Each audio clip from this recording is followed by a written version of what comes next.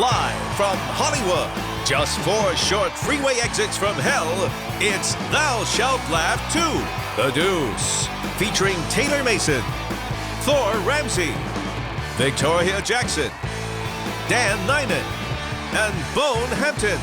And now, since Harvey Korman wasn't available, please welcome comedy legend Tim Conway.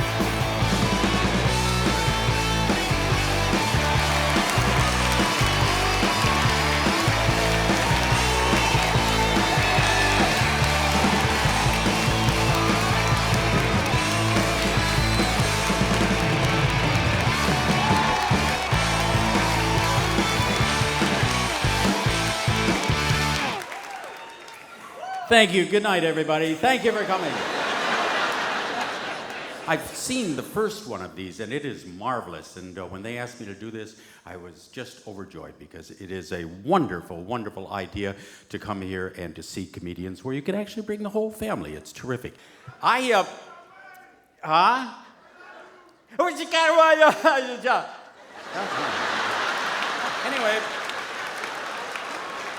Okay. How many think I look different in person? How many think I look better in person?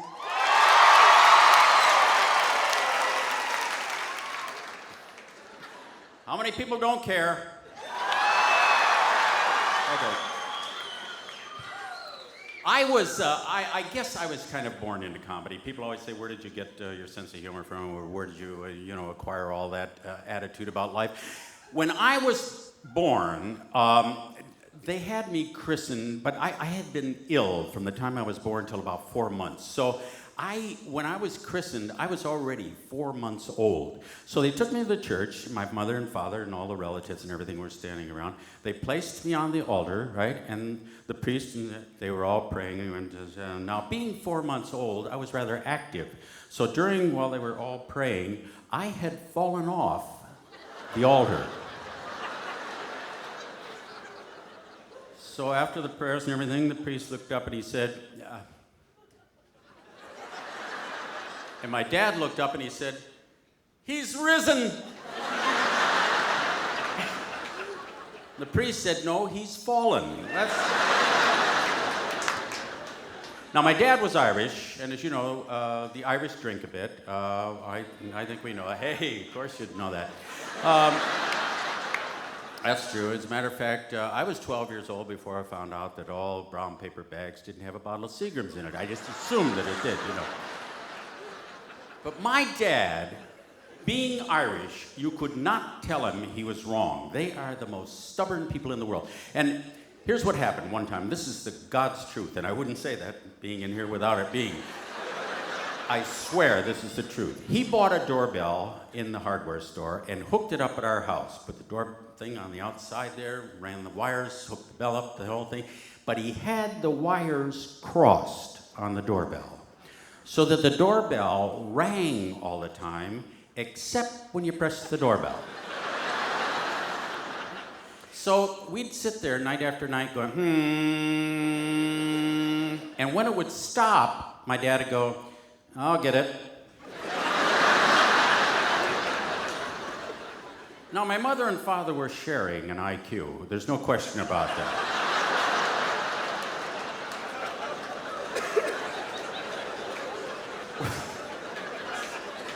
We were sitting at home one afternoon on a Sunday, and we were in tornado country there in Ohio, right? So we're sitting there, all of a sudden, outside, 3 o'clock in the afternoon, down the river, it just glows with red all of a sudden, and bang, this tornado hits our town. Come right up the river, took the roof of a house across the street, threw that down the street. A tree out of our yard like this, just picked it up, threw it down the street, bang, did-a-bum-bum, zoom, zoom, crash, right? I mean, just like a bomb went off. My dad gets up, he goes to the door, he looks out the screen door, and he goes, "Those darn kids."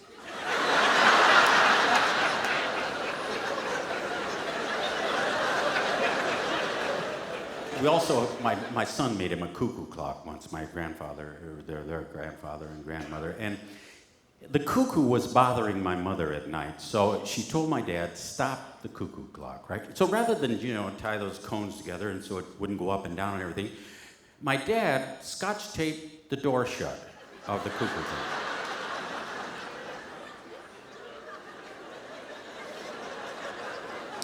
So no, every hour you hear, Mark.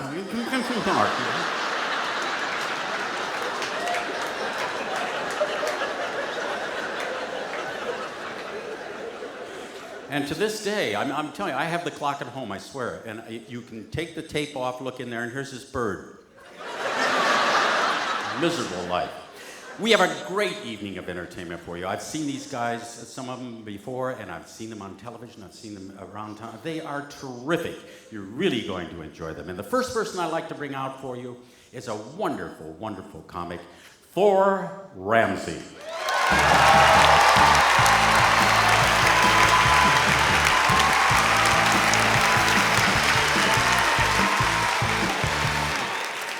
I bought my jacket today just for this at Macy's.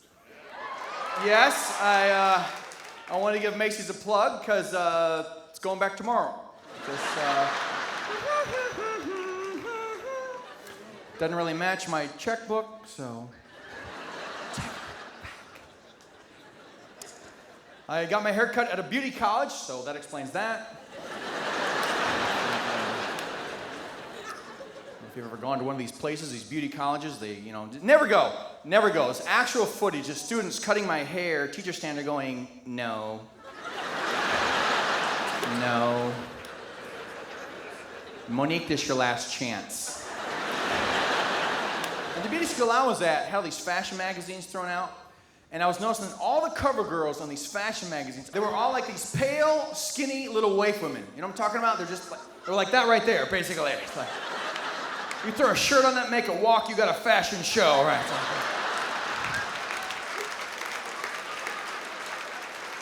And this is new from And she comes out with a planetary system above her head, marshmallows hanging off her dress, every bone in her body scraping along.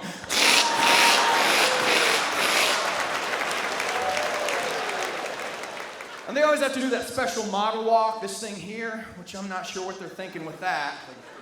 Well, I know what they're thinking. They're thinking right, left, right, left. My wife took us to join 24-Hour Fitness, which you got to be careful going to that place, because we got approached by this female bodybuilder personal trainer lady whose body was just wrong. Don't work out until your body is wrong. She had her hair up in a little bun. I thought. Turns out it was a muscle.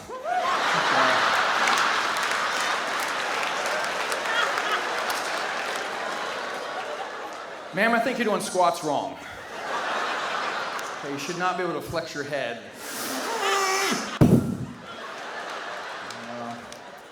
That's just a freaky party trick.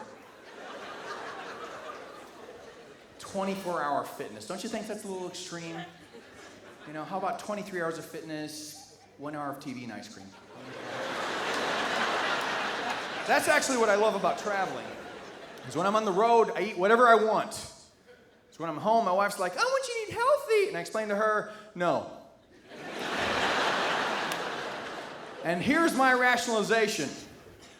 If you eat healthy, you live longer. But as Christians, this world is not our home. That's right.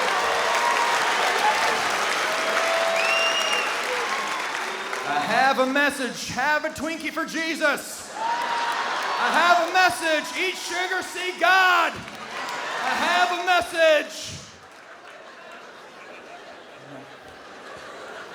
I'm not sure what that means. I've never seen anyone deliver a message like that.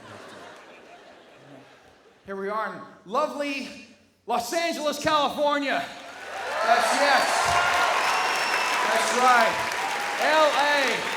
It's just a beautiful day in L.A. A little smoggy, apparently, in some areas. Of course, the fire's in the background. That's pretty cool.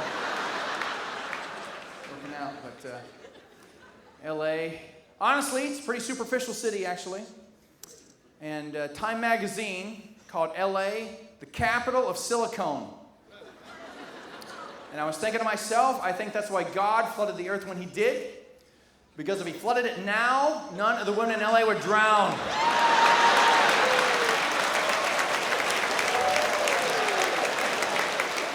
You know it'd be leaning over the side of the boat, get away! Leave us! Shem Hampton won't drown! And just keep bobbing! Go! We already have 2 of everything. Leave us! I have a 6-year-old daughter, and I never spank my daughter because, well, she's 6 and she hasn't sinned yet. So we'll just, I love my little baby. My baby girl's here somewhere tonight. Eden's here somewhere, and I love her so very much. I say it everywhere I perform. I tell everybody how much I love my daughter, Eden. And I love her mother because, you know, we had her together.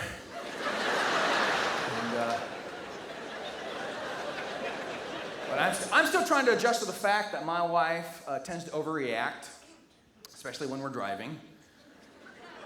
We'll be driving along, all of a sudden my wife will go, oh no! Ah!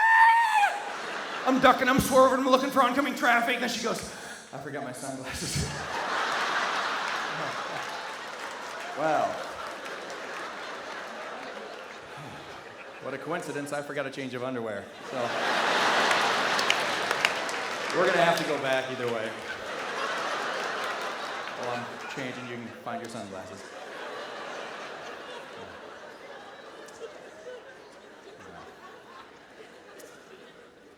A good marriage. My wife's a good lady. When she gets upset, my wife, she doesn't yell, scream, or cuss, but she slams doors. Like, that's okay. Slamming doors is like cussing with inanimate objects. There's no need to talk about my mama that way. Marriage is good, though. Marriage is good. I pass these jokes by my wife. I'm like, are these okay? She's like, as long as you get a paycheck. But the little girl she has a loose tooth. And it's probably because of this, you know, we let her eat cereal for breakfast. And she's like, and it's full of sugar, of course, and then just whatever else. I don't even know what's in this stuff, really. I was reading the box of Kellogg's Pops the other day. I'm not making this up. Actually says on the box of Kellogg's Pops, big yellow taste. That's the best their marketing department could come up with. It's basically a slogan that says, don't eat the snow.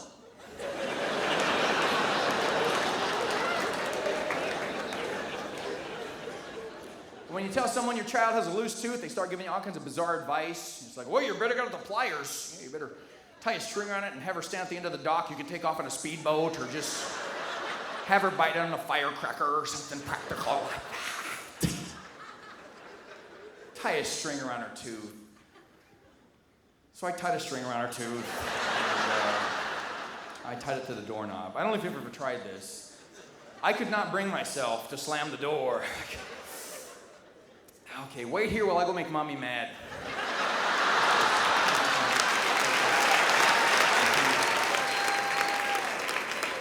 We homeschool our daughter, which is, pretty cool to homeschool. It's this way for lunch money gets stolen, it stays in the family.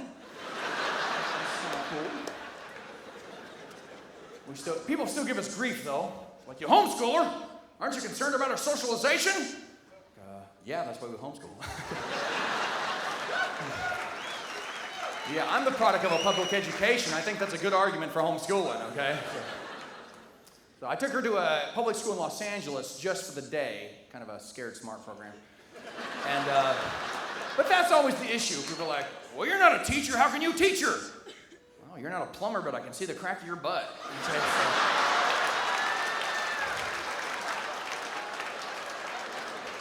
I'm sorry to give you that visual. I know that's a pretty tempting visual, too, so apologize. I tell you, here's how if your kid is in public school, there's an easy way to tell if they're getting a good education because it varies from school to school. Go to an athletic event and watch the cheerleaders interact with a student body. And that will let you know if your child is getting a good education. The cheerleaders out there, give me a J, J, give me an E, E, give me a T, T, give me an S, S, what's that spell? We thought you knew! B, aggressive, B-E, aggressive, B-E-A-G,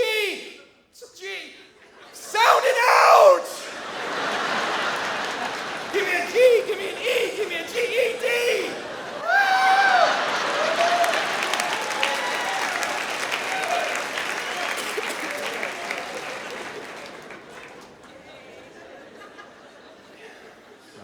We're just trying to do the best we can as parents. We're trying to figure out the parenting thing, my wife and I, because we had parents and we know they did it wrong. I think we'll all do things a little differently. I would like to discipline my daughter differently than my mother disciplined me. My mom's method of discipline was just to yell as loud as she could, which would just egg me on. I'd do more. She always been cheering me on. Like a frazzled mother cheer. Did you just hear what I said? Did you just hear me? Did you hear what I said? Am I talking to myself? Am I talking to myself? Because you're driving me nuts. You're driving me nuts. You're driving me nuts. And don't tell me I was unstable before I had you.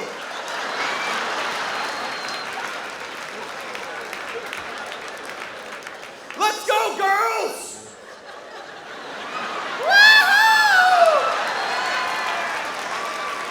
Okay! Get your head in the car! Get your head in the car! And somebody's gonna come by and swipe your head clean off! And I'm not driving too close to the center line! Woo! Woo!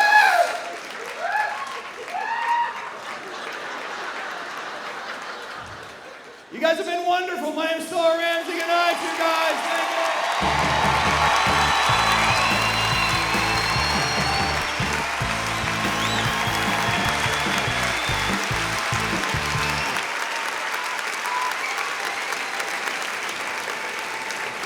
Wasn't he great? I'm like, boy, that is.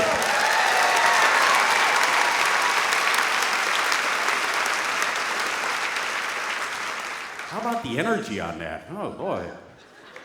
The next guy we're going to meet is truly another great comic, and this whole evening is just wonderful. I mean, to sit here and relax with the whole family, I guess, is absolutely sensational. And I got a chance to be away from mine, which is really great. I have 6 kids 7 kids now, I guess.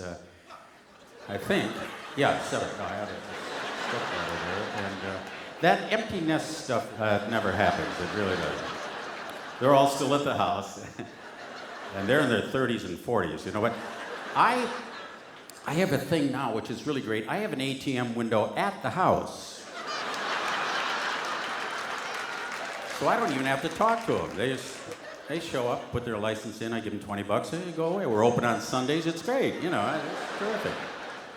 Okay, our next guy is, again, terrific. Here we go, Dan Nainan.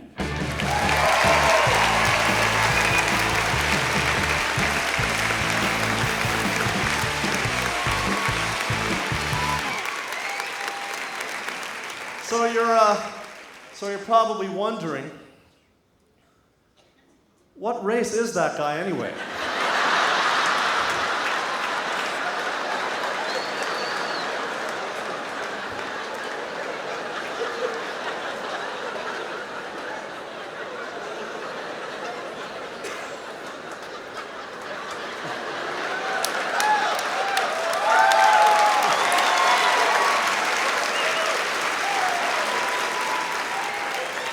All right, my dad is from India.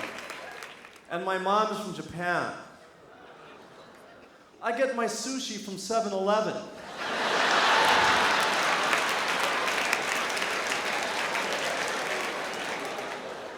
I'm like Harold and Kumar.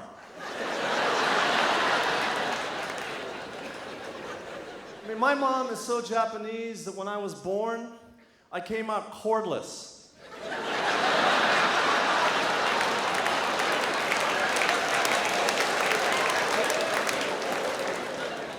So I'm driving with my parents one day, and we see these cows grazing in a field. So my dad says, now, there is a word that can have a lot of different meanings. Graze, for example.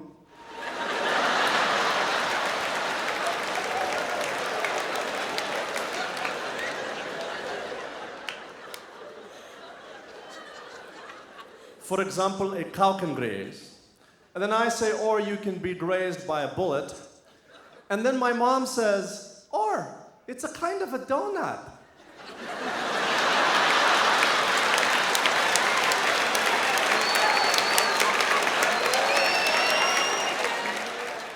Did anybody not get that?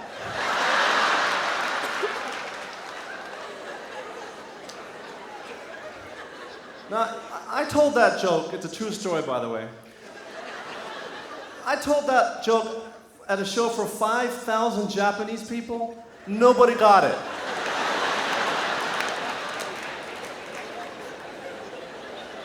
They come up to me afterwards like, "You're very funny, Mr. Daniel-san. But we don't understand the players that don't have the joke." Well, you know, it's the L and the R, right? No, please explain.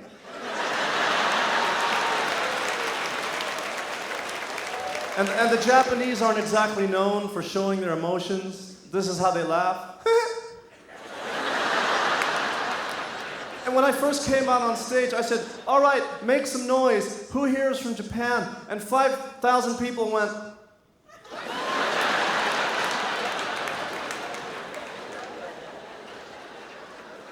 I called up my parents one day, and they said they were gardening. I said, "Gardening? Why don't you just hire a couple of immigrants to do the gardening?" My dad says, "A couple of immigrants are doing the gardening."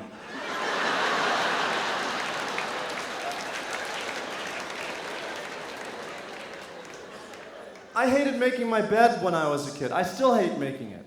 And I asked my dad one morning, "You know, Pop, why do I have to make my bed? It's just gonna get messy again." And he says, "Why should you wipe your bottom?"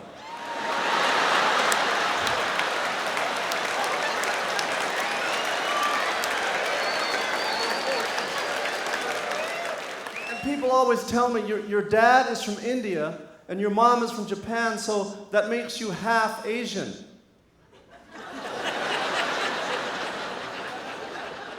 And where do they think India is? Antarctica?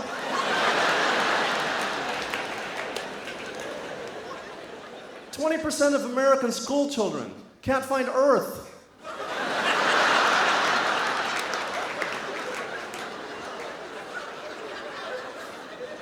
On a map of Earth. But I'm just glad my parents gave me an easy to pronounce name like Daniel Nainan, instead of some weird combination Indian-Japanese name like Sanjay Hajimoto.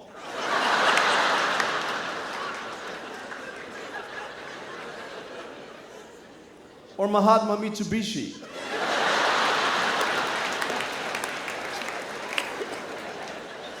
So do we have any Indian folks here tonight? Okay, thank you very much. I mean, Indian people try to simplify their names to make them easier for Americans to pronounce. My name is Bale Krishna Krishnamurti Pratap Sankara Subramanian Gupta. But you can call me Chuck.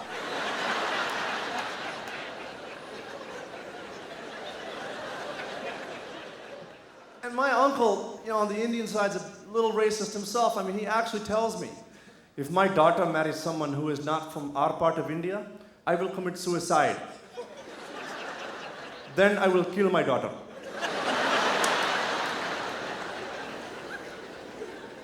You know, and there's signs of racism everywhere. I have these friends in New Jersey, and they don't want their kids to hang out with white people.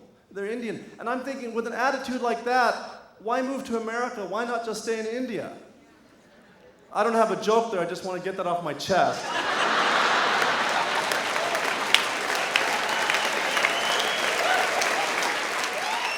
Yeah, there's subtle signs of racism. I mean, the piano over here. I mean, 88 keys, 51 white, only 37 black.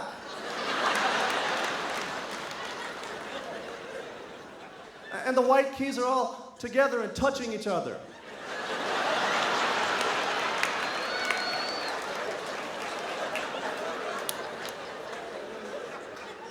And the black keys are all separated by white keys. Or something as simple as a pool table or billiards. The object of the game is for the white ball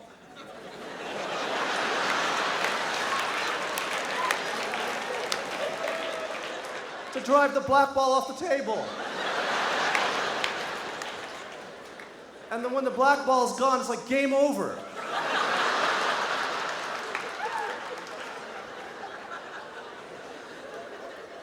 But Whitey returns again and again.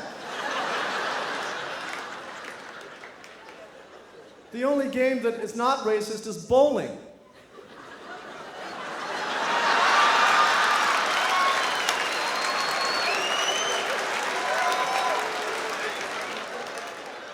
Because the black ball gets to knock down 10 Whiteys. And they all have red necks.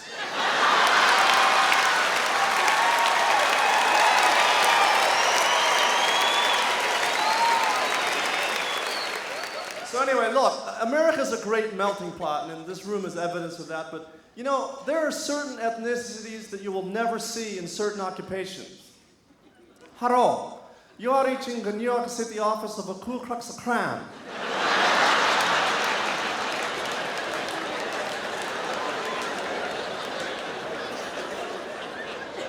Our office is located in the Chinatown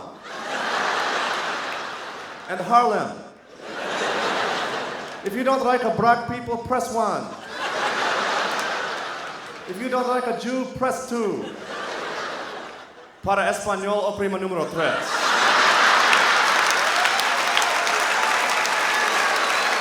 My name is Dan Nainan. Thank you very much.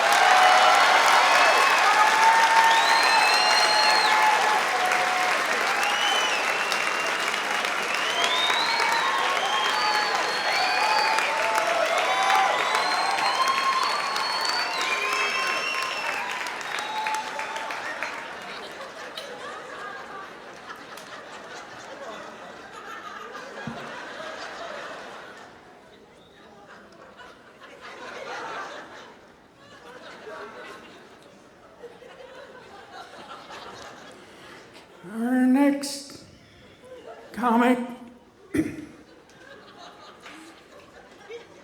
isn't gonna be free parking first hour.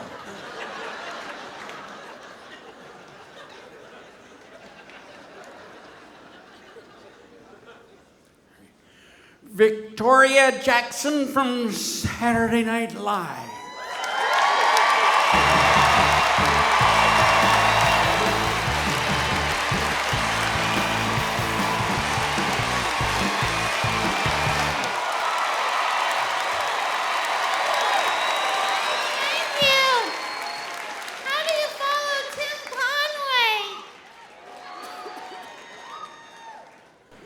Two blondes walk into a building. You'd think one of them would have seen it.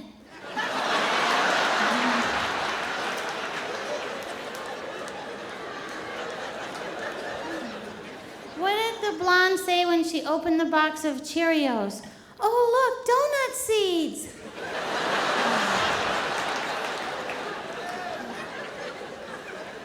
Love making fun of those blondes, don't you? Why is it PC to still make fun of one? Okay, why did the blonde only change her baby's diaper once a month? Because it said right on the label, good for up to 20 pounds.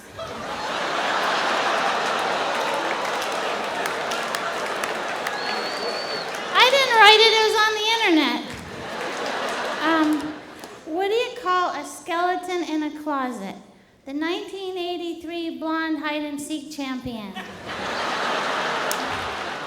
That's my favorite. Does anyone have a mustache here? Well, that's kind of a... Okay, that counts. What's your name? Caleb? Oh, a Bible name. Okay, well, this is a poem. A Mustache by Victoria Jackson, dedicated to Caleb. A mustache is a silly thing, a tickly, fickly, prickly thing. A patch of hair growing over your lip, a hairy spot over the place you sip. Some people think a mustache is jolly, others think it's just pure folly. But to me, a mustache is nice and adds spice to life, as long as it doesn't grow on your wife. Thank you. No, you don't have to applaud. No, that wasn't so great. I'm building. I wrote that when I was 10. And then when I was 17, I wrote this one. A Gymnast's Life by Victoria Jackson. The life of a gymnast is really rough. You can tell a gymnast when her hands are tough. Only a gymnast knows how it feels to learn to meet or bruising heels. If your muscles are big, the boys all choose you. You don't feel twist, your coach will believe you. Just work on your routines night and day. Listen to your coach repeatedly say, straighten your knees, point your toes, don't look down on that pose. Lift up your head, show off more. Your knees are bent like they were before. You haven't been doing your splits every night. I can tell you're way too tight. Like your jeans are really, really rough.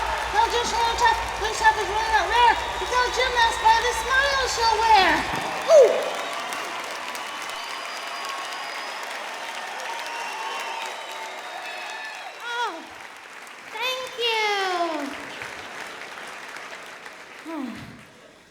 The Life of a Rug by Victoria Jackson. The life of a rug is not sublime. You get walked on and stepped all over all the time. You get beat when you're dirty, and when you're not clean, you get sucked by a loud vacuum machine.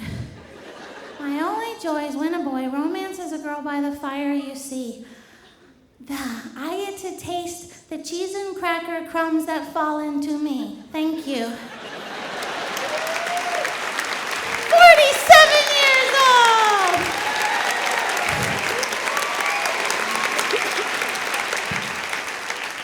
So you may ask, why am I still doing that? Because you paid a lot of money to come here, and you deserve all my talent.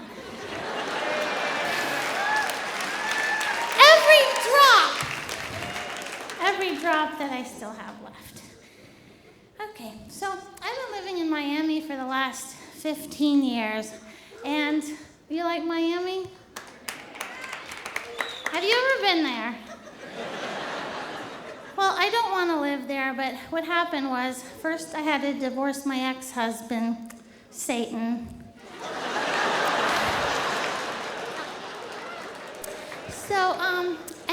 So after that, I called up my high school sweetheart, and he married me, so I have to live where he lives in our hometown, Miami. And there's only three, he gave me a big diamond.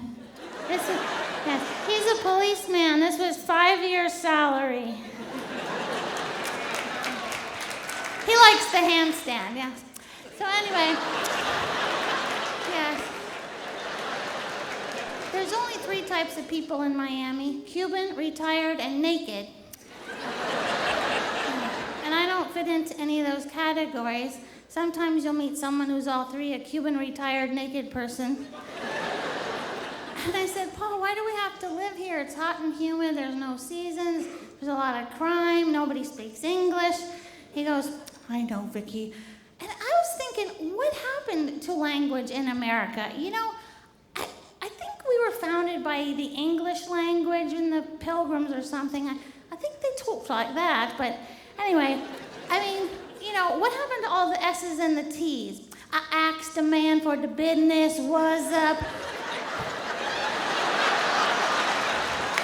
I gotta go to the bathroom. And what happened to all the R's that the Asians and the Boston people lost? You know, 2 order fried rice and park the car in Harvard Yard. The Mexicans and the Cubans stole them. Burrito, rosa.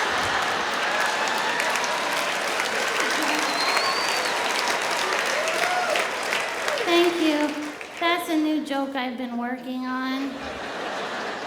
Because I told my brother I want to get more edgy with my comedy and attack difficult issues like racism, so that's what we came up with.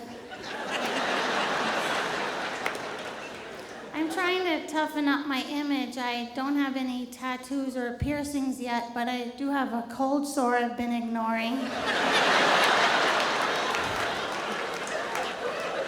And the thing about races is everyone knows the races have stereotypical qualities, but you're not allowed to say it. Like everyone knows that the Asians drink too much and the Irish drive bad and the blacks control Hollywood and would never pay retail. But, you know,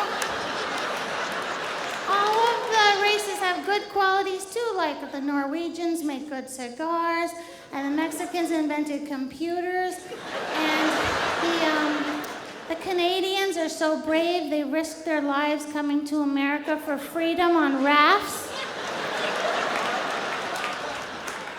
So we all have good and bad qualities. What's the big deal? That's what I say. So, since I'd last seen my high school sweetheart, he became a cop. He came in the door in his little police costume, you know. I like to call it that because he takes it so seriously, you know. Bang, bang, 10-4. Had a perimeter. I chased a vehicle with 2 armed subjects. Perpetrators. Canine. Affirmative. Safety belt. You know. I think he uses big words because taxpayers are paying and it makes it sound more important that way, you know? And I thought, oh, cops are so brave. And then I met them all. And, yeah. Because all the cops really do is show up after the crime and wrap yellow tape around it.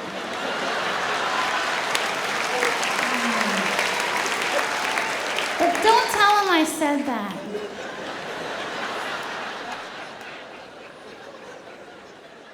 Dolly Parton in first grade.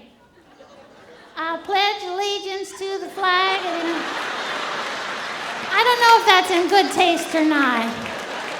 I just know it was really easy to learn. Okay, this is my impression of a Victoria's Secret's model. I have 3 secrets I'd like to share with you. Shh, don't tell anyone, it'll just be our little secret. My first secret is, a lot of men ask me, are you as dumb as you appear on the show? And I say, I don't know. I never watched the show.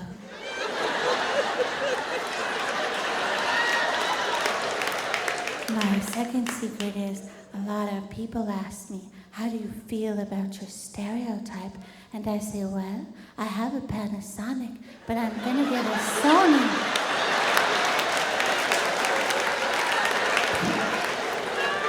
My third secret is, a lot of men ask me, do you want to go to my place?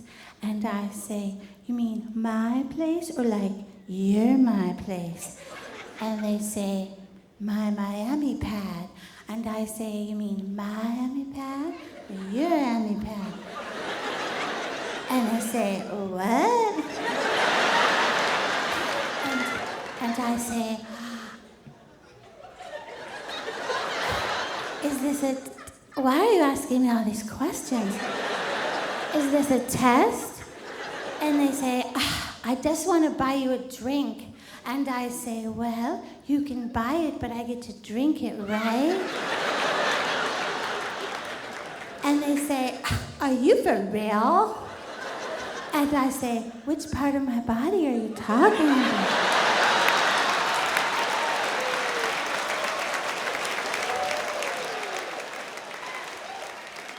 There's a lot of crime in Miami, that's why Paul likes it there. And we were driving along and the car next to us had these scary looking guys in it, and I said, Paul, that car has hoodlums in it. He goes, Vicky, they can read your lips. I go, oh no, they could shoot my brains out. He goes, it takes some marksman to hit that baby. Yeah, that's how he flirts with me, it's okay. Like, we were taking the course at church called How Now Shall We Live by Chuck Colson, and we had to memorize Nietzsche and Darwin and everything. I go, Paul, this is so hard, my brain's gonna explode. He goes, if your brain exploded, it would sound like this. Yeah, he said that. I was like, hey, that was good. How do you spell? Yeah.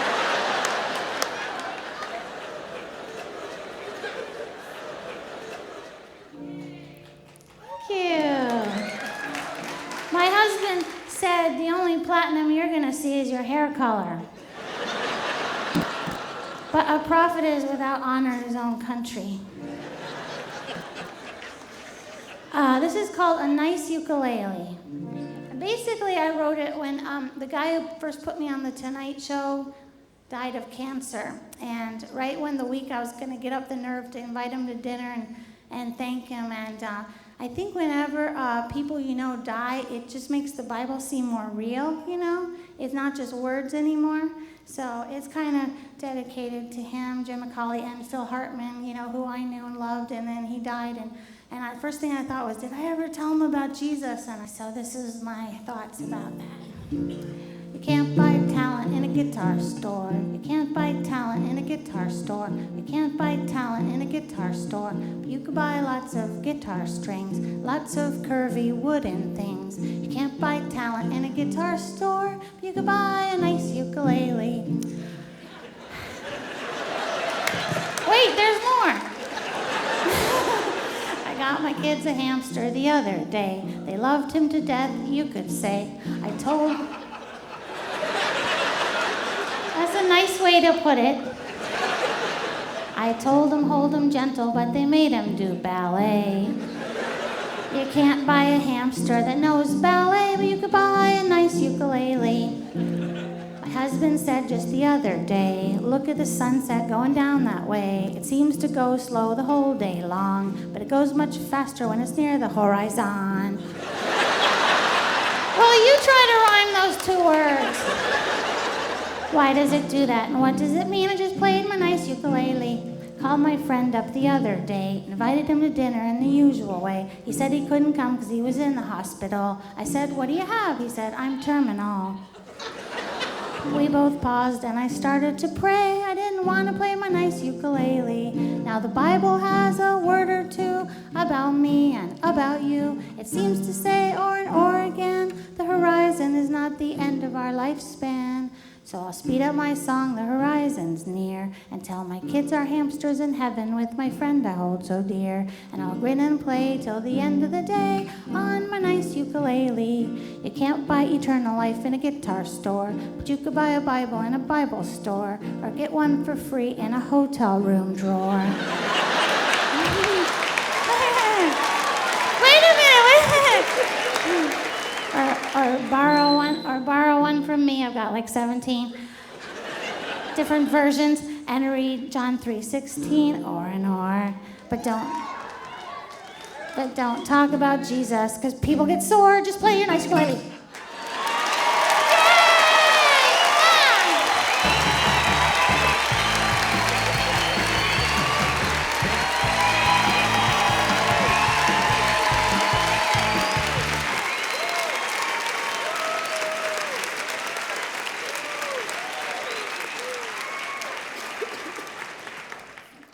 I was doing a play in Connecticut, and we were staying in a hotel for a couple of weeks in Connecticut. And the first 3 nights, I didn't notice this, but there was a switch next to the bed that when you turned it turned on a light in the closet out in the hall, so that I guess you could get up and get dressed or whatever, you know, without... So I thought, you know, maybe I'll have some fun with this. My wife is in bed one night reading, and I take a pillow and I put it up against the wall. I had my hand under it so she couldn't see the switch, and she didn't know it was there. So she's reading, she shuts the book, and she puts it in a drawer, and she shuts the door, and I go, and the light goes on. And she goes, what was that? I said, what? She said, the light just went on. I said, I don't know. What? I said, what did you do? She said, I didn't do anything. I said, well, we must have done something. The light went on. She said, well, I just shut the door. I said, shut it again. She pulls it out. She goes, bang. I turn it off. I said, do that again. Bang. I turn it back on. I said, oh, it's probably a sensitive light, you know. She said, you don't believe this. Bang. So I go, well, you know, it's probably one of those handicap rooms. It's probably a clapper light or whatever. You know, I don't know. It's not.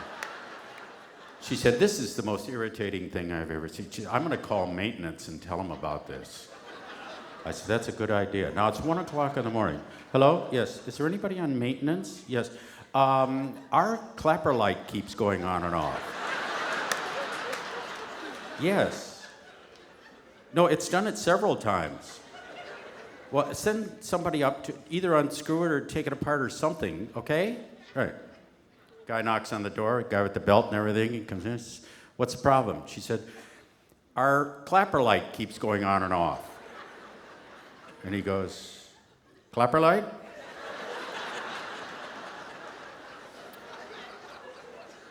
So she says, yeah, come here. So they both go over to the closet, and she's standing there going,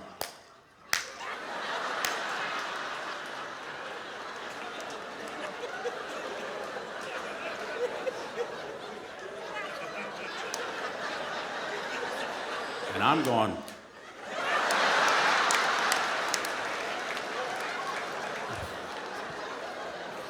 she didn't know that for months, and then I told that once on a show, and oh boy, the pain in the agony I got, man, terrible. Okay, more comedy, and here he comes now, ladies and gentlemen, Bone.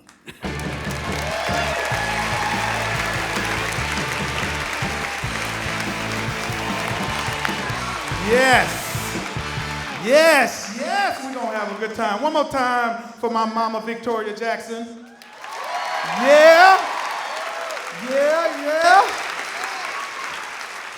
Did he say his mama? Victoria Jackson is my mother.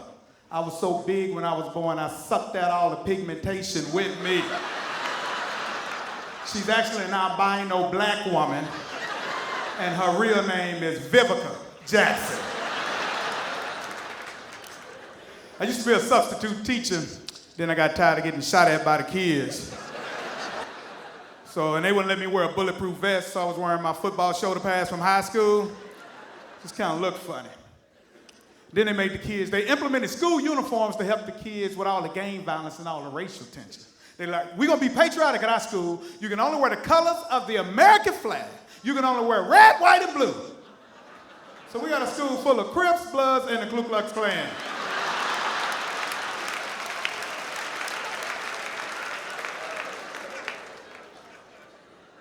I was known as the paranoid substitute. I think I'm paranoid because I watch Law and Order too much. Love that show. But now I'm scared that there's somebody gonna commit a crime against me. You know what I'm saying? Like I'm scared somebody gonna steal my car. So I keep it on empty. You know what I'm saying? You ain't gonna steal my car and my gas. I got insurance, I get the car back, but the gas just gone. You ain't gonna be riding around on my full tank of gas, listening to my music. You probably don't even like Hillary Duff. My dad. That's what me and my mama listen to. That's probably why I ain't got no girlfriend right now. That ain't why. Movie prices. That's why I ain't got no girlfriend. Expensive movies have just ruined my dating life, boy. Remember back in the day, fellas, when the movies was cheap, so you didn't really care if the date worked out? You know, she'd be like, Bone, I don't want to go to the movies with you no more. You too loud and country. I don't care. $4.50. Bye.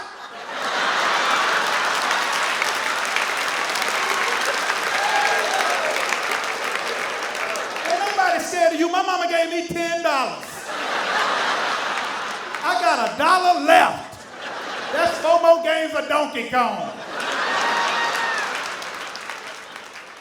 You go to the movies nowadays, even the popcorn costs $972. You be like, girl, if I spend this much money on you, you gonna see me for the next 3 weeks.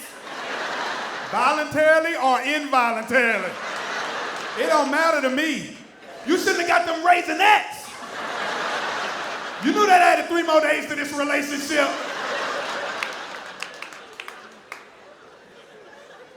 Because you know it's a thin line between flirting and stalking. No, it is. Like if a girl think you cute, she would never accuse you of stalking her. Brad Pitt could be hiding in your bushes at 3 o'clock in the morning in a pair of Speedos. And y'all will be like, that's so romantic.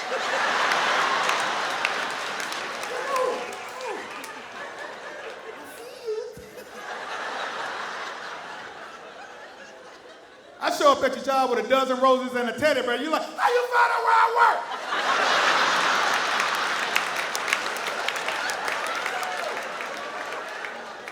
Well, it would have been a lot easier if you would have gave me your real first name.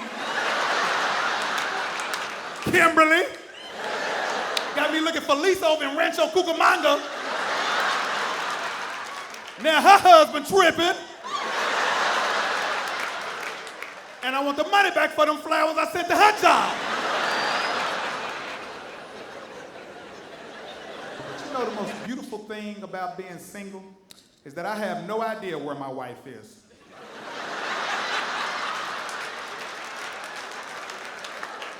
I just hope she ain't mad at me right now. Because, you know, I'm trying to find somebody I'm compatible with. You know, whatever it is I bring to the table, that's what I can ask for. Whatever it is I don't bring, I'm willing to let that go. See, like, I know I wear these glasses. I know I can't see. So I don't be tripping on blind women. We can bump into stuff together.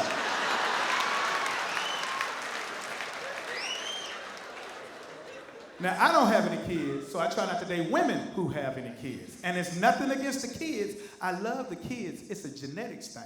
One little kid growing up with my genes, going through stuff I went through, so I can relate to little brother on some stuff. I don't need a little skinny kid coming home.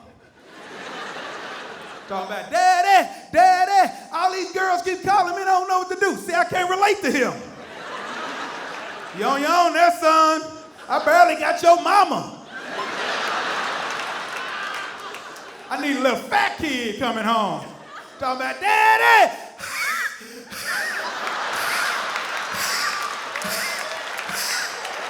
Hold on, Daddy! Oh, Daddy, you too far! You got to meet me halfway next time!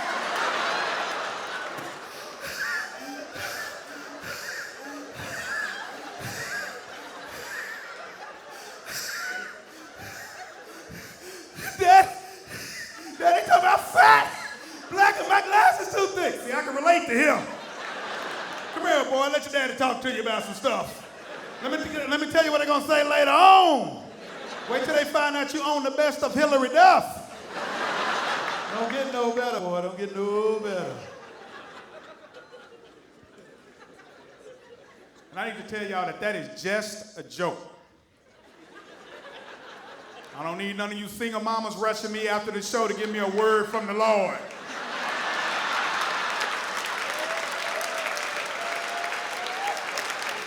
Let me tell you something, mister, you don't date women with kids, okay? You might miss your blessings with a woman that got some kids. I know my kids was a blessing from the Lord. I did what I was supposed to do. I was a good woman. I was a Proverbs 31, 32, and 33 type of woman. I cooked, I cleaned, I washed it, girl, I'm just playing. It is just a joke. I needed to say something before I did a little fat kid with asthma. I had to set up before I went, Daddy.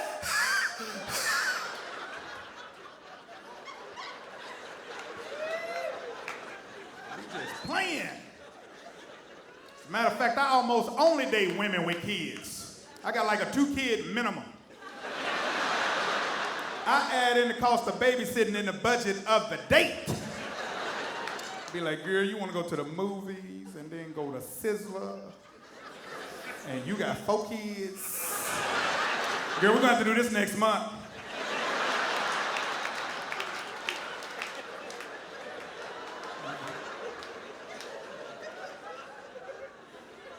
And sometimes women don't want to tell you who the real daddy is because it's a criminal gene involved. I'm thinking, what if she had a baby by somebody like Hannibal Lecter and she ain't told me? Now I'm sitting at the dinner table, little boy just keep gnawing on my elbow. Boy, stop biting me! What's wrong with your son? I'm gonna lay hands on him.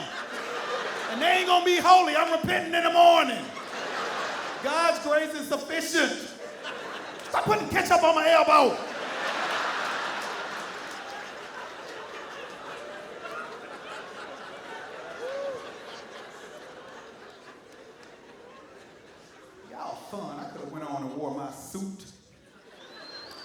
Thor told me, Bone, don't wear no suit, man. They're gonna think you TD Jakes.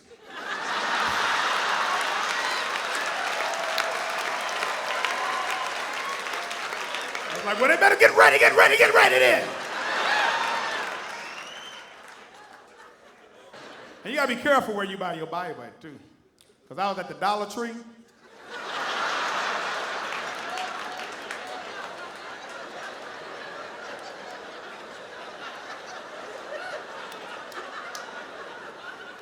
It wasn't the King James Version, it was the Rick James Version.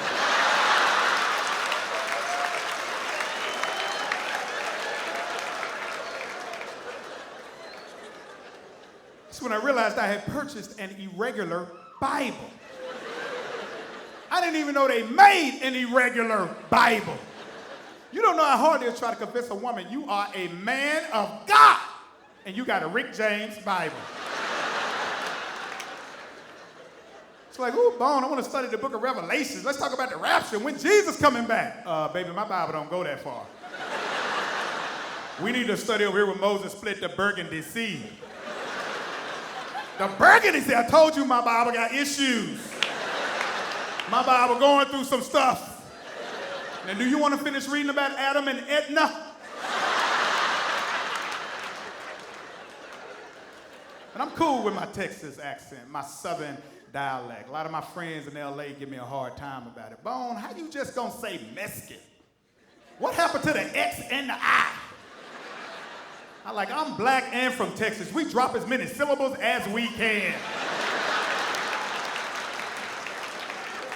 In Texas, we ain't got but 3 races. That's it. We got blacks, whites, and everybody else is considered Hispanics. We used to go see Bruce Lee movies talking about, boy, that Mexican sure can kick. ¿Qué pasa? And I got a friend of mine, she's Filipino, and she gets mad at me because I call her Korean. She's like, Bone, I am not Korean. I'm Filipino. And she talked like a black girl. I'm like, well, in Texas, you are Mexican. So you need to meet me halfway. Trying to learn some new stuff. And I'm cool with it. It's just that you ladies, you females, y'all get me all disgruntled because y'all get all excited and worked up about them dudes from England because they got that British accent. Whatever. Nobody asked you for all that.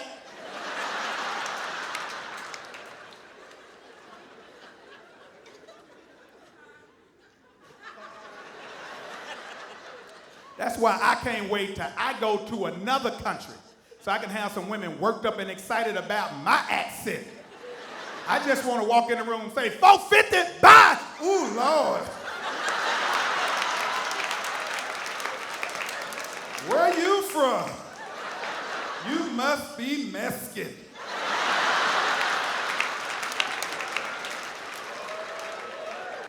Just trying to work on doing things better. Right now, the Lord is talking to me about doing things in moderation. And I thought he was talking about the big stuff. I didn't know he was talking about stuff like eating. You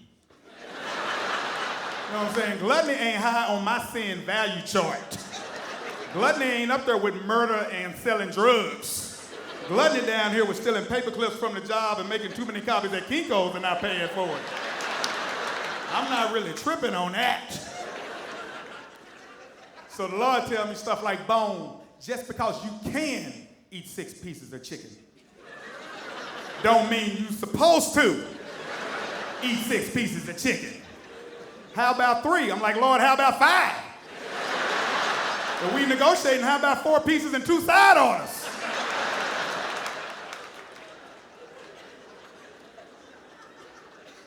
I realize I have a harder time with eating too much food more than anything else in the world. If I go home and it's a naked woman in my hotel room, it's easier for me to tell her, hey, put your clothes on, get out of here, go home, have a Bible study. But leave the pizza. That's my time. My name is Bone Hampton. Thank you very much, LA!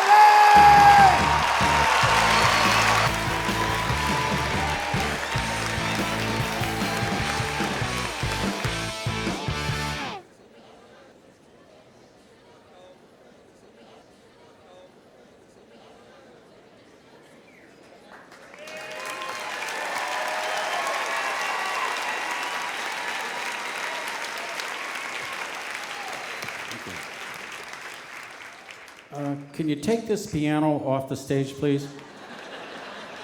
Anybody here who is not on a diet? You know, if you watch television nowadays, these people are a little irritating, aren't they? With the diet pills, the diet programs, diet this, diet that. You know, they make you sound like some kind of hog sitting at home watching television, right? And the guy with the success story, these used to be my pants. And after 1 week of Weight Wackers, I'm down to a size 1. Who cares, you know? My wife's on a diet. She's always on a diet. She's not heavy. She's a little short for her weight, but...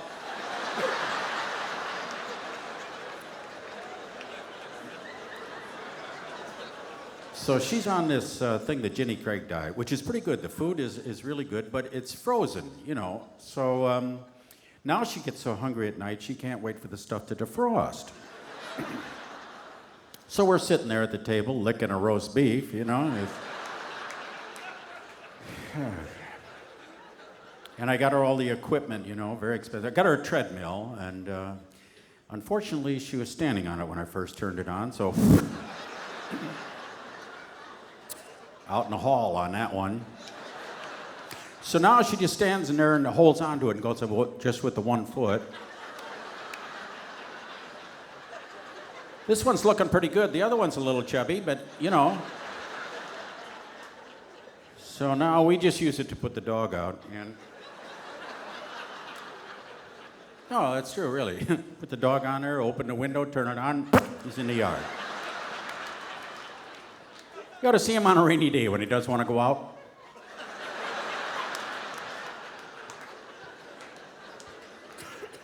And anything that comes along that has to do with health, she has me on. You know, now I got this thing, roughage. I got to eat. Oh, gee, I got cabbage and lettuce, hay, straw.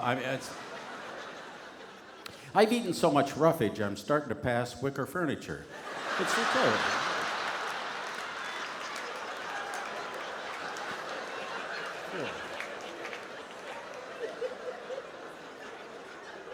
Yeah, she makes me go to the doctor once a year, you know, big deal, wants me to live forever, you know. Have you noticed that there is no more privacy in a doctor's waiting room now, you know, because now they have these assistants that sit out there right in the waiting room, you know, and they got these speaker phones, two-way things, you know, you hear everything that's going on, all the calls coming in. I'm sitting in there the other day, a lady calls up and she says, I have an emergency, I have to talk to the doctor right away. So the assistant says, well, what's the emergency? Lady says, well, my husband got the Bengay and Preparation H mixed up. So the assistant says, well, how do you know? She says, well, I noticed that his shoulder started to shrink.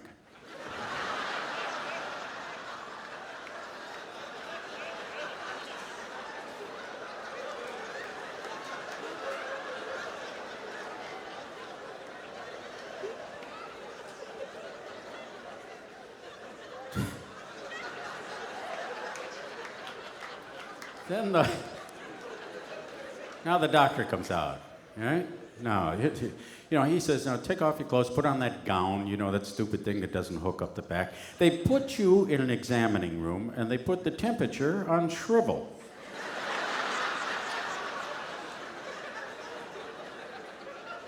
Why does it have to be like that? I don't understand, you know? You've heard some great, great comedy tonight, and we're not through yet.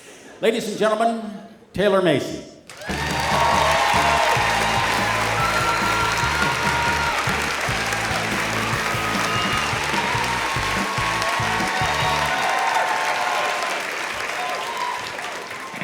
Hello, Paco. Hola, señor. Say hello to everybody here. Hola. Right, right. Do you know where we are? See? Say hello. Hola. No. Say hello. Hola.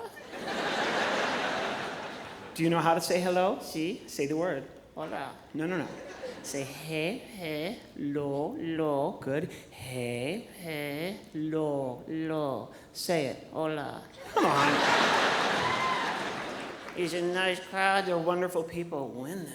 Okay, all right. What? Okay. She is nice. She's very nice. You okay? She is checking me out. Oh, stop it. Paco, stop this. You meet a beautiful woman, you're a pig, what do you say? Wanna roll in the mud? Come on!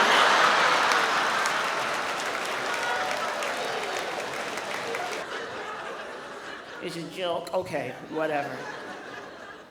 I didn't see you in the car coming over. I rode my bike. Oh, you have a bike? See? Oh, that's nice. Like a racing bike, a dirt bike? No, a bike.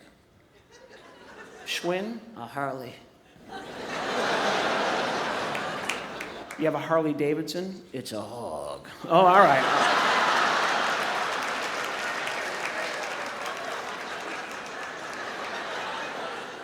Would you like to go for a ride? Oh, come on.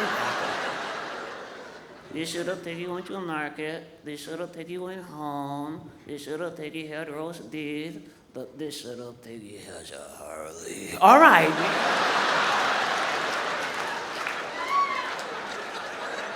And let me guess, you go wee, wee, wee all the way home. Oh, no, I go, all right. You all right? I feel good, senor. You're enjoying being here? No. Last time I was here, I was beaten up. You were beaten up? See? Who would beat you up? Children? You think this is funny? Oh, no. You were here last time, when was that? Halloween, and children beat you up with sticks. No. What was your costume? I was a piñata. Get out of here.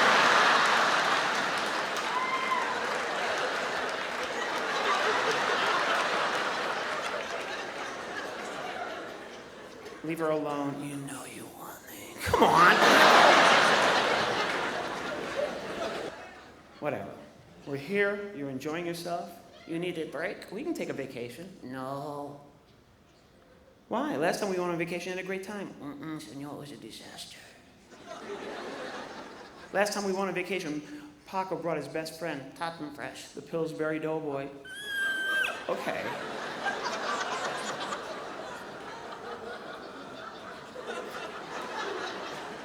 You need deodorant. Come on.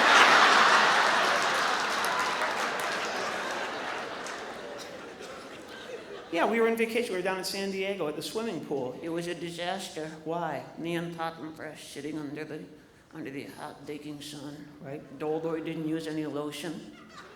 All of a sudden, what? Toasted buns. No.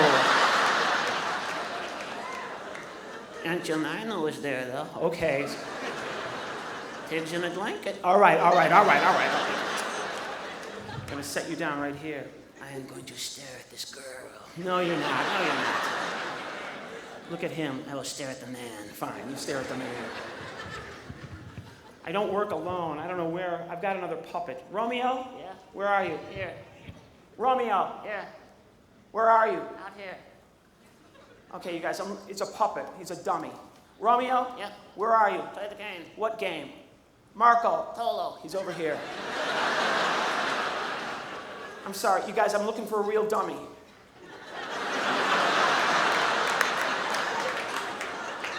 Come here. What are you doing out here? I'm hanging out with these thugs. Come here. This is my buddy Romeo. Check this out, huh? Yep. Look at this dude. Yep. What's up, dude?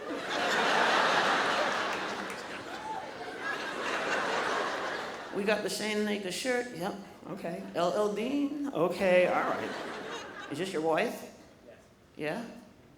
Girl, you could have done so much better. Stop.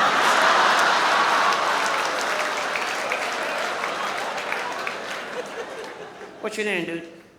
Hey, Patrick, nice guy. He's a gentleman. Where are you from, Patrick? Where do you live? Pasadena. Woohoo! And what do you do for a living? Medical sales. Whoa.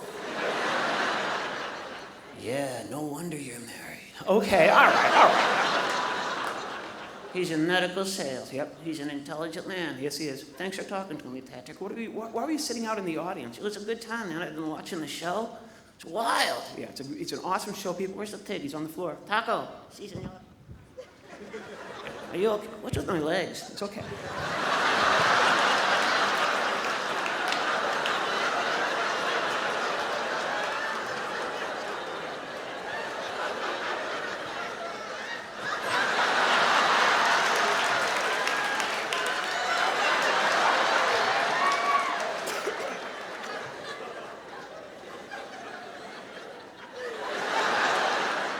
What is this? What you're doing right now, what is it? It's called attitude. Oh, all right.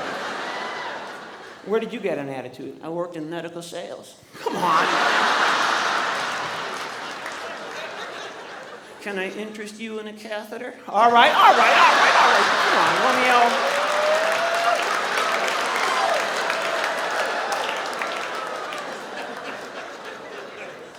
What is with you tonight? I'm feeling good. I can tell.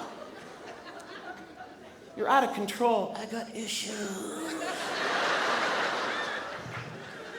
All right, well, deal with your issues. Maybe I can help, okay? We'll play a little game, yeah? Yeah, it's a game called word association. Word association. It's a simple game. Anybody can do it, okay? It's simple. I say a word. You tell me the first thing that comes into your head, your hand. Get out of here, man.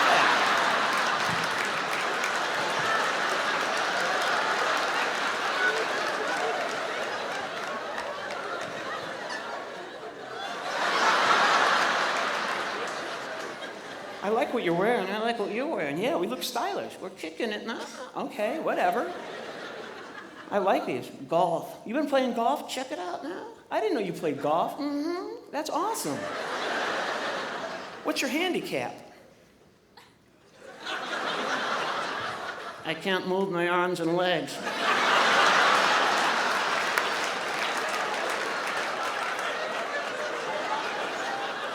Maybe you haven't noticed. Okay.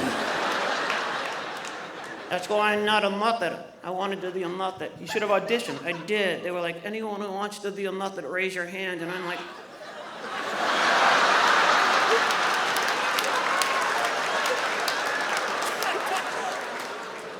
maybe you need some help. What do you mean? A lot of times when there's something you really want to do, you have to look for help. Yeah? Yeah. I need a volunteer. Right there, would you help me out? Come on up here, man. What's just gonna happen? It's all right. What's he doing, man? He's coming up here to help us out.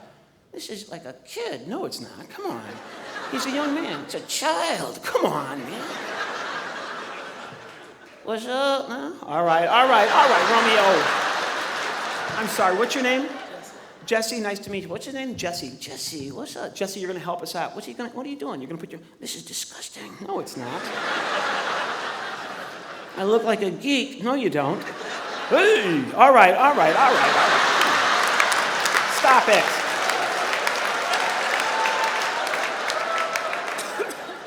How is he gonna help me? How old are you, Jesse? 14. Yeah, you can't do nothing there. All right. Can you vote? Okay. Jesse, you're gonna help us out. Stand right behind Romeo. Say what? He's gonna stand. What are you doing, man? All right. Romeo wants to move his hands. Yeah, and then you do anything funky. All right. Okay, stick your hand all the way through. Ah! Okay. Give me your other hand. Stick it. Ah! All right. You're gonna be Romeo. I got hands. All right. Whoa. Okay. Why don't you wave to everybody? Hey, how are you? All right. I'm talking to you.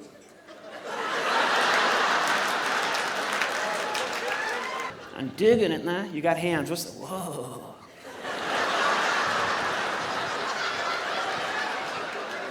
It's a whole new, all right. What's the first thing you'd do if you had hands? I'd wash them. Come on, man.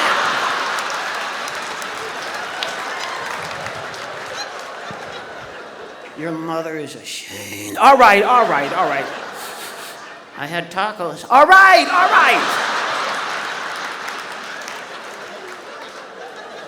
Okay, all right. Your hands are dirty. What do? Wash them. First time you're going to wash your hands. Pretend we're right in front of the sink, okay? Turn on the hot water. I turn on the hot water.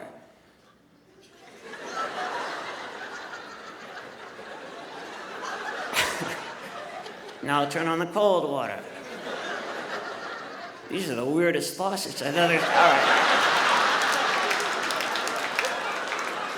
All right, the water is running. Will you please wash your hands? Okay, wash your hands. All right, I'm washing the hands. I don't use soap. Okay. That's why they smell like taco. All right, Romeo, you've made your point. Get some soap. All right, grab some. There it is. There was soap flying by, and I just landed on my hand. All right. I threw it on the floor. All right.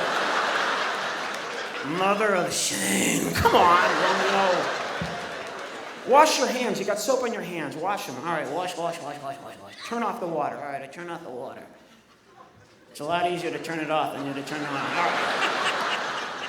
Now dry your hands with I don't know, find something.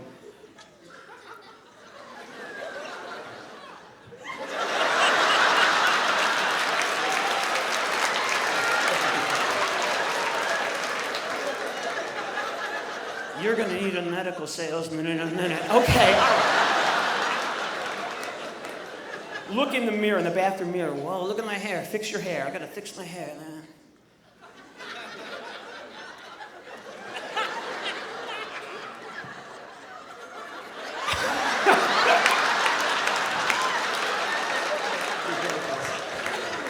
Oh, I like that look. All right.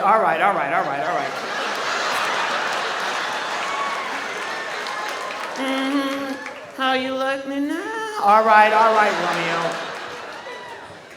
Why don't we drive? Whoa, I'd love to drive. Grab the steering wheel of the car, all right? Go. Whoa. We're on the 405. Oh, all right. I just hit a dude. Come on. It's Tim Conway. Come on, man. Jesse, nice job. Stand right over there next to Romeo and go, whoa. You did a nice job, man. You got, fix my foot, will you?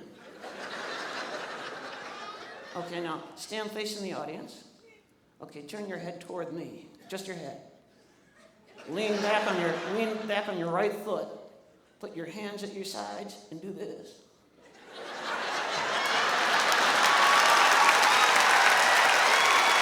Give Jesse a big round of applause for helping out.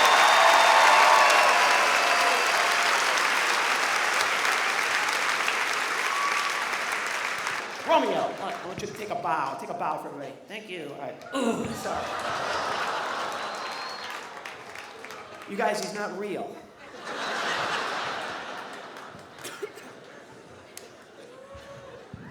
Oh, I broke into show business as a piano player. Oh. I used to come in a show and tell. All the other kids that have Tonka trucks and dolls, I'd come in and play Bach, the well-tempered clavier, and it was so neat because the class used to rise as one, come forward and beat the living daylights out of me. You guys like to laugh at me, it's all right. Ow! Lord, I want to thank you.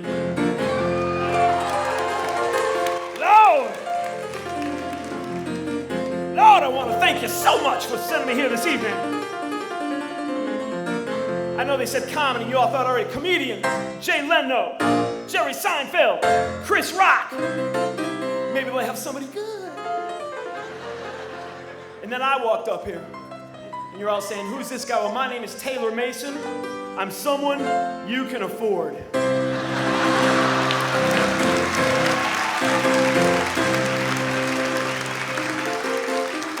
I'm a coupon comedian. Look at all the married women. Coupon? Here's a sing-along, just like we do in church. Here we go.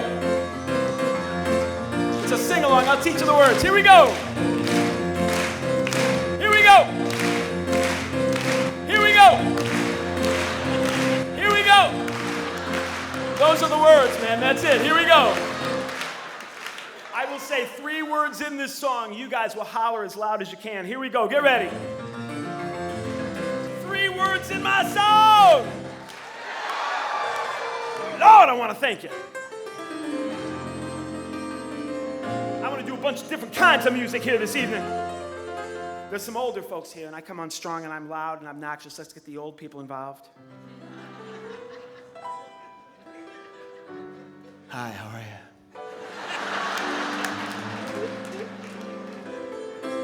Welcome to the Holiday Inn.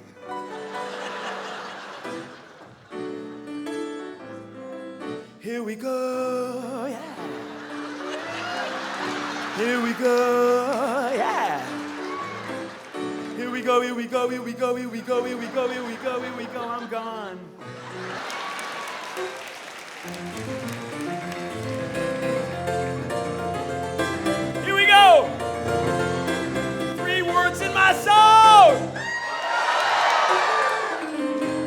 like I'm driving out here to do the program for y'all. I live in New Jersey, the only state in America where we use air freshener outdoors. I went past all these towns to get here. I went past Chicago, Illinois. I went past Denver, Colorado. I went past Santa Monica, California. Going the wrong way. But that's all right. I can turn around on a dime. I have a Geo Metro. I just kick my feet through the floorboard like it's a Flintstone car, pick it up and spin around. The Geo Metro is a 3-cylinder car. You couldn't kill somebody with a 3-cylinder car. You can't. I've tried. It's impossible. You can maybe nudge somebody to death. One time I gave a guy a bad rash. Geo Metro is the only car I know you can sit in the front seat and touch every window in the car all the way around. Here we go! 3 words in my soul! Ow! I always wanted to be a blues piano player. But I can't play the blues, people.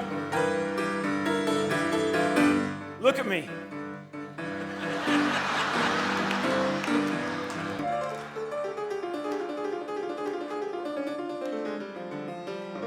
Speaking of the blues, I'm married. I've been married for almost a long time.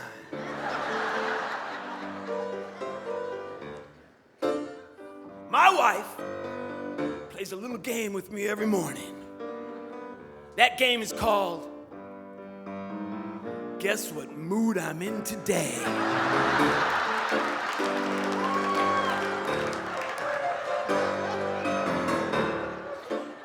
I've never won that game.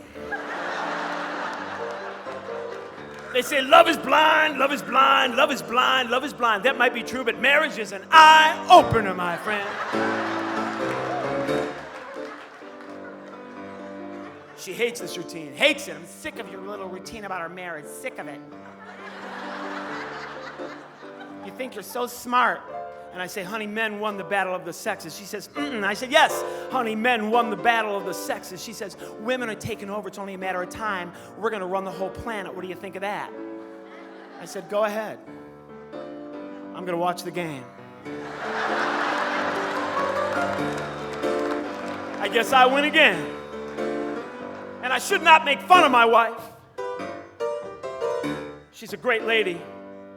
She's raised 2 fine boys. I have 2 sons, of whom I'm very proud. Everett and Henry. They always come to me, Daddy, Billy's father's a doctor, Tommy's dad's a lawyer, Abigail's father's a medical supply salesman. What do you do? And I say, son, I make fun of those guys.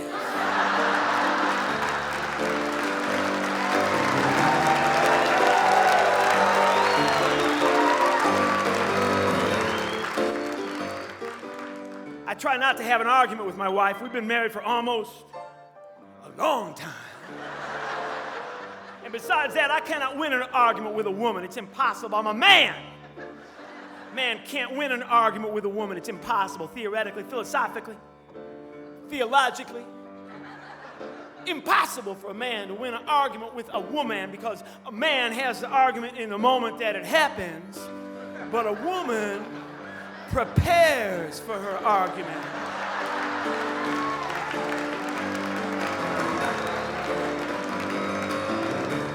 She's got videotape and audio tape and eyewitnesses and Dr. Phil.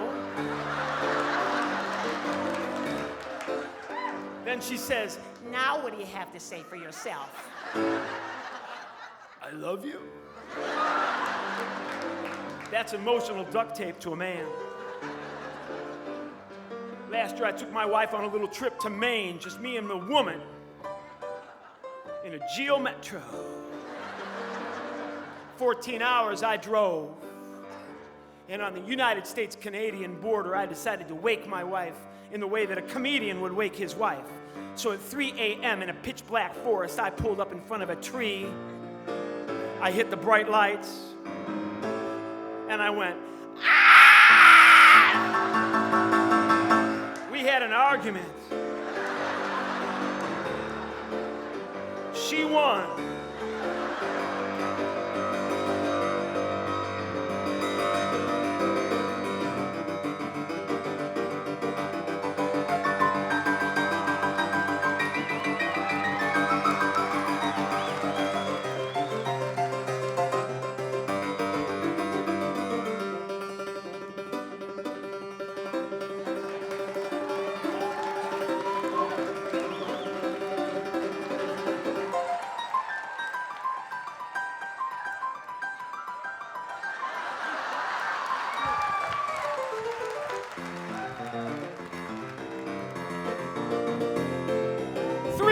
In my soul.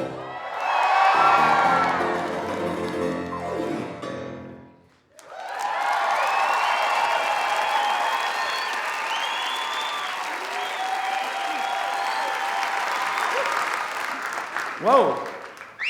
Getting a text message from God. It says call God. Bear with me. This is the phone ringing in heaven. Bear with me. Hello, hello, we got a bad connection. Hello, hello, we have a bad connection. Verizon? Yeah, I've got Verizon. Who is this? Pete, St. Peter. Oh, front gate. We are a gated community. Okay, great.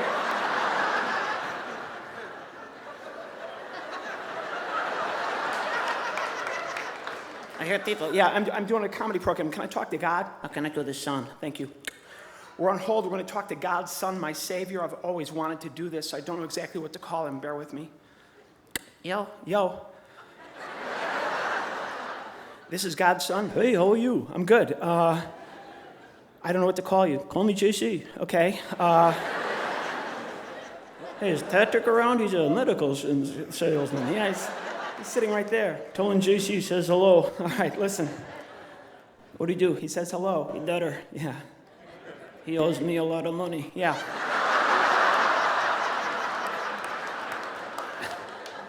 Did they get that? Yeah, they're a great crowd. Listen, if you don't mind, may I talk to your father? Dad? Yep, the Lord of Lords, right? Grand Messiah? Yep, the big kahuna, whatever your God is to you. Eric Clapton. Oh, come on. Just a joke. Okay, I'll connect you. Thanks. We're on hold one last time. The next person we'll talk to will be God. I know this. I wrote the bit. He always comes on now. Yeah. Hi, I'm trying to get a hold of God. Yeah, big G, little odd. This is God. Oh, hi. You text messaged me. Who are you? My name is Taylor Mason. Who? My name is Taylor Mason. Let me Google you.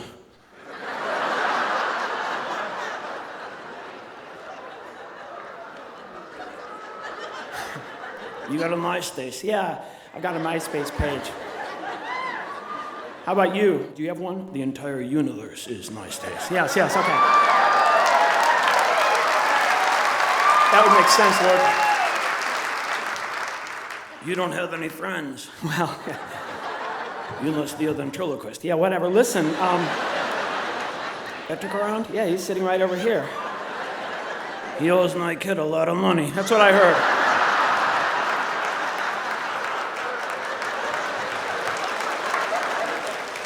If you don't mind, I'd like to, there's a wonderful audience here. Would you answer a question or two from your audience? I'd love to. You guys, I've got God on the phone here. If you ever had a question you wanted to ask the Lord, this is your chance. Anything at all, personal, philosophical, sports, weather, political, anybody, just shout it out. Yes. Who's going to win the Super Bowl? That's a good question. What story? Young lady here wants to know who's going to win the Super Bowl. Not the LA Rams. Yeah, I'm sure that's... You tell her to take all her money, right? Every penny, right? Put on the Chargers to win the Super Bowl. All right. I got mine on Indianapolis. Okay, great. Give me another one. Anybody, just... Who's gonna win, President? Wait, I heard, what's the meaning of life? I'll start with that. What story? Gentleman here wants to know, what is the meaning of life? Is he alive? Yep. He knows. All right.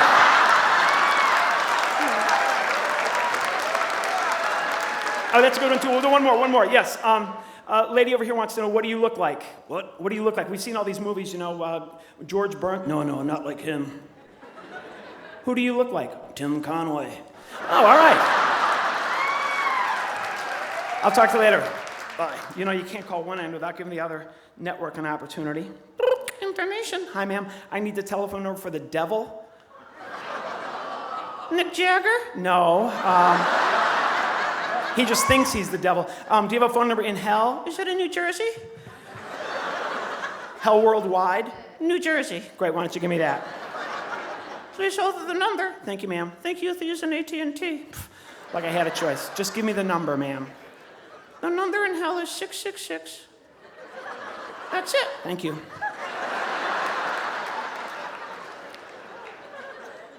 Yeah. Hi, I'm trying to get a hold of the devil. This is Lou. Lou? Lucifer. Lucifer. Yo, hey, hi. That's awesome. I didn't know you had offices in New Jersey. We own a hockey team. Oh, great. Listen. Hey, is Patrick around? What? Patrick, he's a medical. He's sitting right out here. I owe him a lot of money.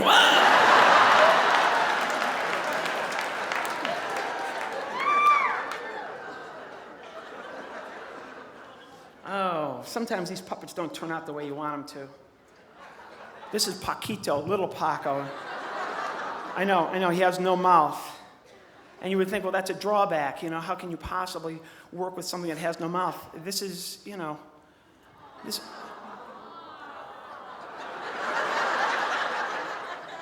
Hello, Paquito. All right.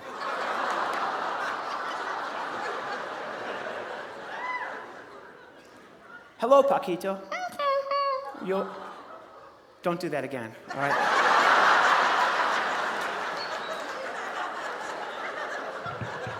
Are you okay? Are you feeling good tonight? Oh. All right, stop it. Stop it.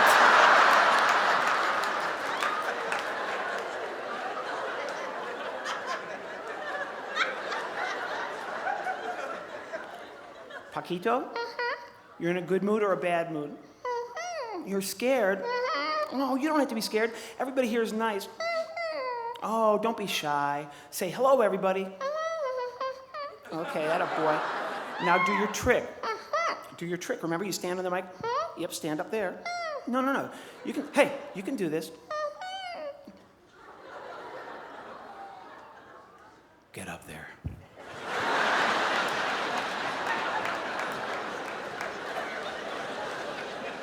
Are you ready now? Yes, you are. I don't care. Up. 1, 2, 3. Come on, man, you're this close. Look at me. You can do this because you are the man. You are the man. Look at the audience. Say it. Say, I'm the man. No, not like that. You say it with conviction. You say, I'm the man.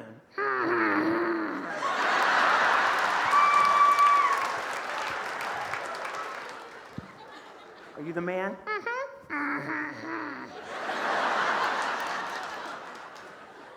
Up. You're okay. Balance. Okay.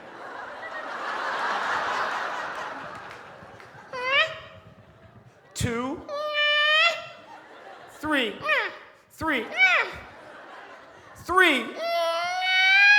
Good, Paquito!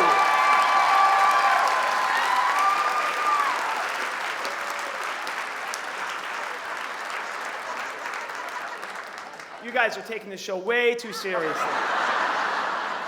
You're a grown man. Yeah, you're the man! Fly, Paquito, fly for the people.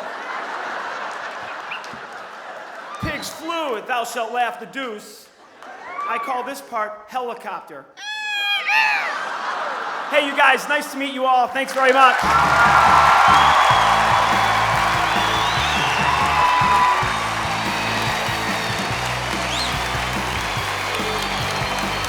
Ladies and gentlemen, nice round of applause for all of these wonderful performers.